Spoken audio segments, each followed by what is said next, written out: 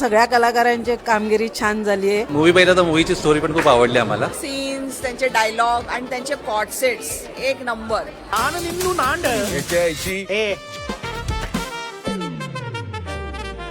दोन ते अडीच तास आम्ही नुसते हसत होतो.